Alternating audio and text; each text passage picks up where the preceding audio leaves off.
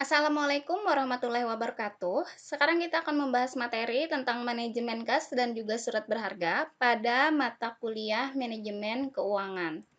Pertama-tama, kita harus tahu arti dari kas dan juga surat berharga ini. Kas itu adalah seluruh uang tunai yang dimiliki perusahaan dan juga dana yang tersimpan di bank, ya. Jadi seluruh uang tunai yang dimiliki oleh perusahaan dan juga dana yang disimpan di bank dalam bentuk deposito maupun juga dalam bentuk rekening koran. Sedangkan surat berharga sendiri itu adalah investasi jangka pendek yang dimiliki oleh perusahaan yang sifatnya sementara, dan jika perusahaan membutuhkan kas dalam waktu yang singkat, maka surat berharga ini bisa dijual atau dirubah bentuknya ke dalam bentuk kas, ya. Oke, jadi surat berharga ini dia adalah investasi jangka pendek yang bisa dirubah atau dijual oleh perusahaan untuk memenuhi kebutuhan kas dalam waktu yang singkat. Untuk motif memiliki kas sendiri, walaupun kas merupakan aktiva yang tidak memberikan penghasilan, namun kas juga sangat dibutuhkan oleh perusahaan untuk menjalankan berbagai kegiatan operasionalnya. Ada tiga motif dari memiliki kas menurut Keynes. Yang pertama yaitu motif transaksi. Motif transaksi ini dipakai untuk membayar berbagai transaksi bisnis atau berbagai kejadian atau kegiatan kegiatan bisnis. Jadi untuk membayar berbagai transaksi atau kegiatan bisnis. Untuk motif berjaga-jaga itu adalah untuk memenuhi kebutuhan kas yang sifatnya tidak terduga, karena di dalam operasional perusahaan biasanya ada biaya-biaya yang tidak terduga yang harus ditutupi oleh kas.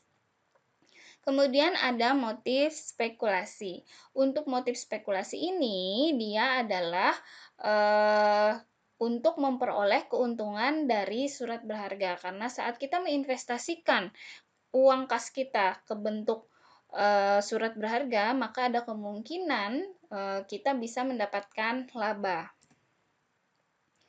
Tujuan dari manajemen kas itu adalah yang pertama untuk mempertimbangkan risiko dan pengembalian. Kemudian ada trade off dari memiliki kas. Maksudnya di sini ada saat kita harus mengambil keputusan menambah atau mengurangi kas yang dimiliki oleh perusahaan. Oleh karena itu, kas perlu dikelola dengan baik agar dia tetap berada pada posisi saldo optimal. Tujuan manajemen kas adalah meminimalkan saldo kas, tapi tetap memperhatikan kemampuan perusahaan untuk memenuhi segala kewajibannya, ya, atau menjaga likuiditas. Jadi meminimalkan saldo ini maksudnya bukan berarti kita menghabiskan saldo kas atau memposisikan kas itu benar-benar berada di batas bawah, tapi di sini maksudnya adalah mengoptimalkan. Jadi di saat kas itu ada, tapi dia tidak terlalu banyak, namun dia bisa memenuhi segala kewajiban keuangan perusahaan. Untuk ruang lingkup manajemen kas itu ada 3, yaitu pertama yang pastinya penentuan kebutuhan kas dan juga saldo kas yang optimal. Kemudian penentuan metode yang paling efisien dalam pengumpulan dan pembayaran kas. Yang ketiga adalah penentuan jenis investasi jangka pendek yang tepat bagi perusahaan. Untuk jenis investasi ini yang pastinya kita memikirkan yang mana yang bisa menghasilkan laba lebih banyak. Nah, untuk penentuan kebutuhan kas dan saldo kas yang optimal itu ada 3 model. Yang pertama adalah model persediaan, yang kedua adalah model Miller-Orr, kemudian ada faktor lain yang mempengaruhi target saldo kas. Nah, sekarang kita akan membahas tentang model persediaan. Ya, yang pertama, model persediaan. Model ini dikemukakan oleh Baumol pada tahun 1952. Ini adalah untuk menentukan jumlah kas yang optimal pada kondisi perusahaan yang kondisinya pasti. Ya, jadi dia memiliki kepastian dalam jumlah kasnya. Oke. Kemudian kebutuhan kas perusahaan relatif konstan. Di sini artinya kebutuhan perusahaannya itu tetap dari setiap periode itu dia jarang berubah-ubah. Jadi dia tetap, ya. dia kalaupun ada perubahan sedikit bisa dipenuhi dengan jalan menjual surat berharga. Oleh sebab itu, saat kita menjual atau perusahaan menjual surat berharga akan timbul biaya-biaya, yaitu yang pertama biaya transaksi. Biaya transaksi ini adalah biaya yang terjadi saat kita merubah surat berharga menjadi kas. Dan kemudian ada yang namanya biaya kesempatan. Biaya kesempatan ini misalnya adalah bunga yang hilang atas investasi atau keuntungan atau laba yang hilang atas investasi pada surat berharga. Nah, untuk model persediaan ini, konsep dasarnya adalah menentukan jumlah kas optimal yang dapat meminimalkan total biaya pengelolaan kas. Nah, total biaya pengelolaan kas sendiri dia terjadi saat biaya transaksi dan juga biaya kesempatan dihitung. Jadi total biaya pengelolaan kas ini bisa diminimalkan saat kita menghitung biaya transaksi dan juga biaya kesempatannya berapa. Nah, di sini ada rumus dari model persediaan, ya. Menentukan batas optimal atau kas optimalnya, jumlah kas optimalnya bisa dilambangkan dengan C. Ya, saat kita tidak tahu C-nya atau jumlah kas optimalnya berapa, maka bisa ditandain dengan C bintang seperti itu. Ya, namun jika udah ditetapin jumlah kas optimalnya 10 juta, maka bisa tulis C10. Jadi tidak perlu dihitung lagi pakai akar 2OD per I ini tidak perlu karena dia mungkin ada perusahaan yang jumlah kas optimalnya sudah ditentukan. Tapi jika belum, maka kita bisa menghitungnya dengan rumus model persediaan ini. Nah, setelah kita bisa menghitung jumlah kas optimalnya, kita juga bisa menghitung biaya pengelolaan kasnya. Berapa biaya pengelolaan kasnya jika terjadi penjualan surat berharga. Nah, di sini ada contoh soal, kemudian juga ada jawabannya. Silahkan kalian analisis apakah ini sudah sesuai dengan rumus yang di depan. Oke, di sini juga ada latihan, silahkan kalian kerjakan. Kemudian di sini kita akan membahas tentang biaya pengelolaan kas. Jika tidak menggunakan saldo kas optimal, di bawah atau di atas C, misal saldo kasnya udah ditetapkan seperti yang dijelaskan sebelumnya, 10 juta dan 5 juta, maka total biaya pengelolaan kasnya akan menjadi seperti perhitungan berikut. Jadi saat C-nya 10 juta, maka total biaya pengelolaannya timbul sebesar 74.500. Jadi saat C-nya 5 juta, maka total biaya pengelolaannya sebesar 74 juta. Ini sesuai dengan rumus yang sudah ditayangkan di depan. Nah, keterbatasan dari model persediaan ini, yang pertama kita harus mengasumsikan bahwa perusahaan itu menggunakan kas yang konstan di setiap periodenya. Sedangkan pada kondisi real biasanya perusahaan itu tidak konstan, ya, dia fluktuatif. Jadi memang model persediaan ini sangat terbatas pada perusahaan yang menggunakan kasnya yang selalu konstan di setiap periode. Kemudian, yang kedua, asumsinya perusahaan itu tidak memiliki aliran kas masuk ya selama periode kebutuhannya itu. Kemudian tidak mempertimbangkan kemungkinan adanya safety stock ya atau persediaan keamanan karena dia penggunaan kasnya konstan, kemudian tidak ada aliran kas masuk sehingga tidak ada yang namanya safety stock. Kemudian karena tidak adanya safety stock dan juga aliran kas masuk ini sehingga sulit menentukan besarnya biaya tetap transaksi. Ya, ini adalah keterbatasan dari model persediaan. Sekarang kita membahas tentang model yang kedua yaitu model Miller dan Orr atau stochastic model. Nah, model ini sangat tepat digunakan pada perusahaan yang memiliki kondisi keuangan yang tidak pasti. Maksudnya kondisi keuangan perusahaan itu pengeluaran dan penerimaan kasnya itu tidak pasti. Jadi, model ini pada dasarnya dia menentukan batas maksimal dan juga batas minimal dari aliran kasnya. Jika saldo kas perusahaan mencapai batas maksimal, maka perusahaan menurunkan saldo kasnya menjadi ke saldo optimal itu dengan jalan membeli sejumlah surat berharga.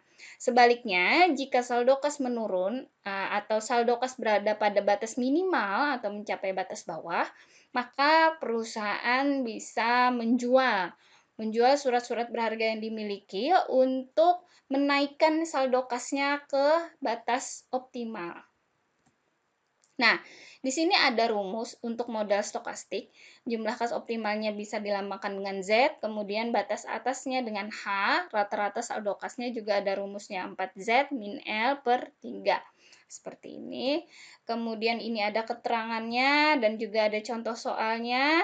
Ini adalah jawabannya, bisa dianalisis, dimasukin ke rumus depan udah benar atau belum.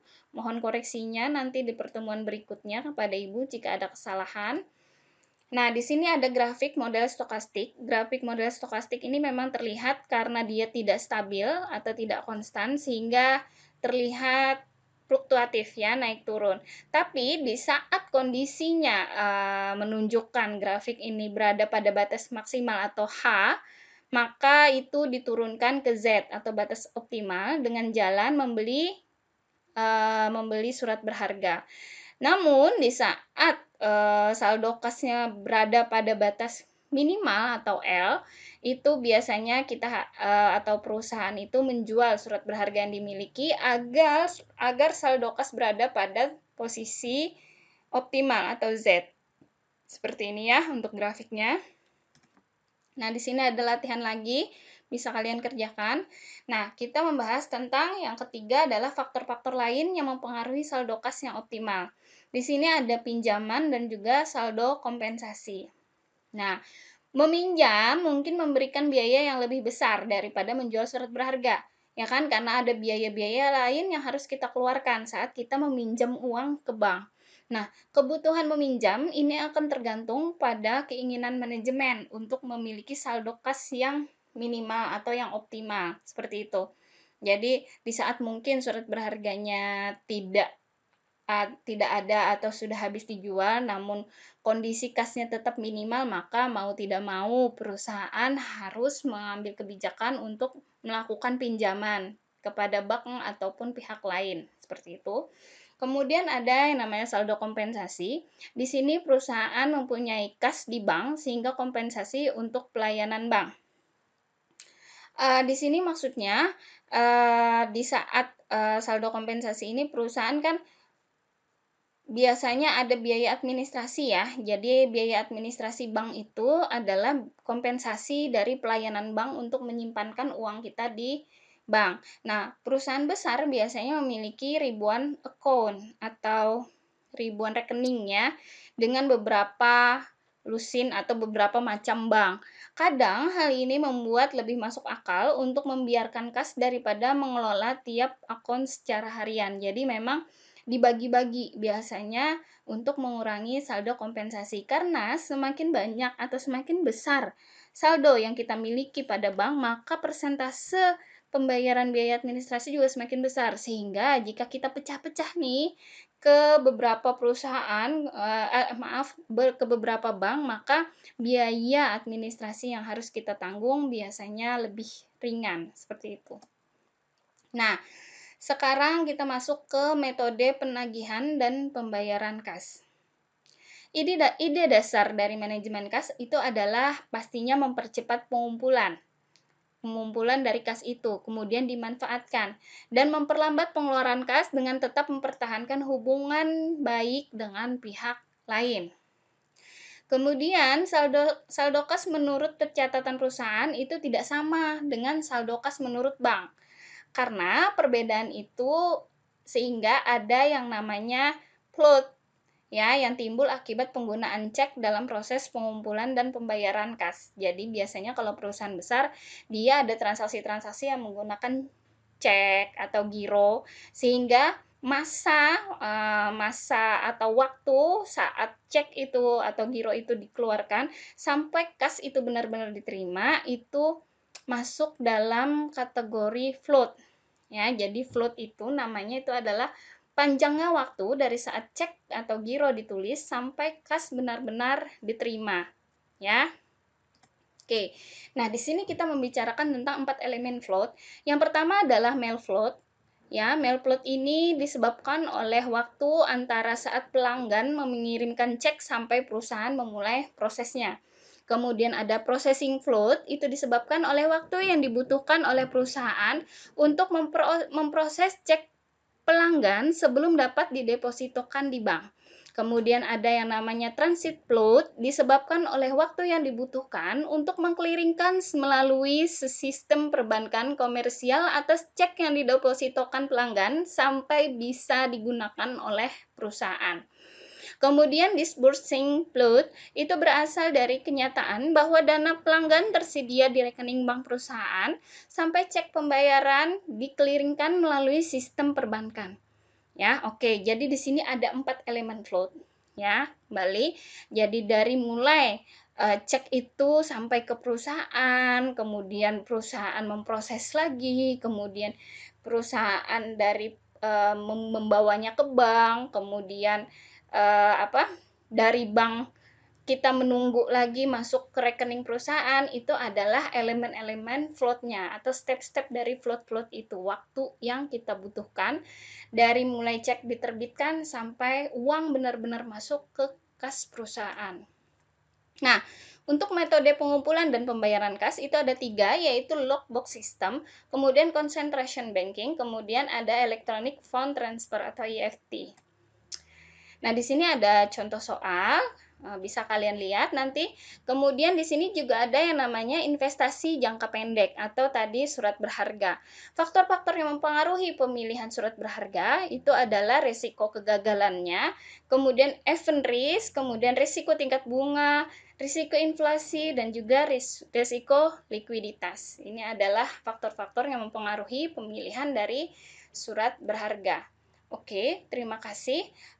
Sampai di sini untuk materi manajemen kas dan juga surat berharganya. Terima kasih banyak atas perhatiannya. Ibu akhiri sampai di sini. Wassalamualaikum warahmatullahi wabarakatuh.